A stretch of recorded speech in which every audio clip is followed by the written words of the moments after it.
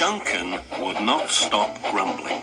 He grumbled that he wasn't polished enough. He grumbled that he was overworked.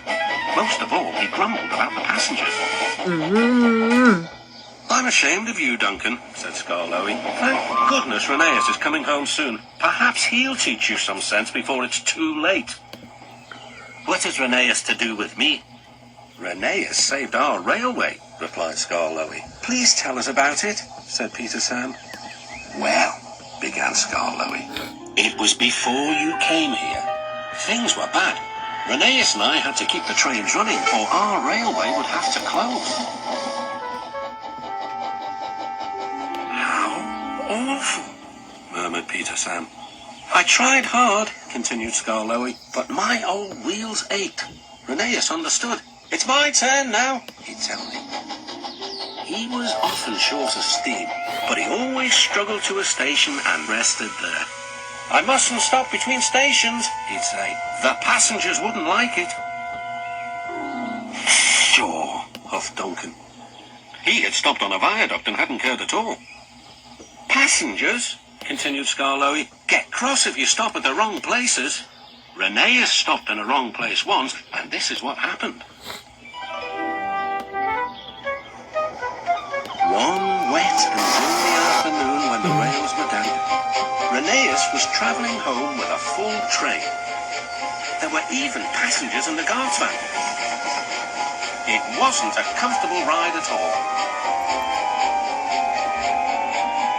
Rheneas's wheels kept slipping, and it was a steep climb.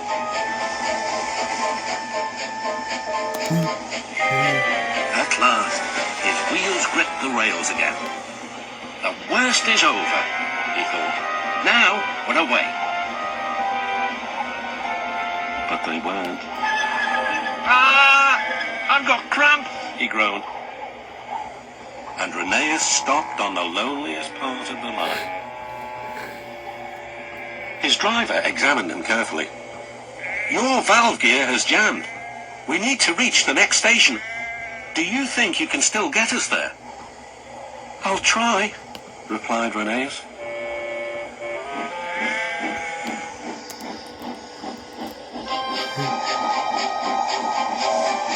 Rheneas did his best.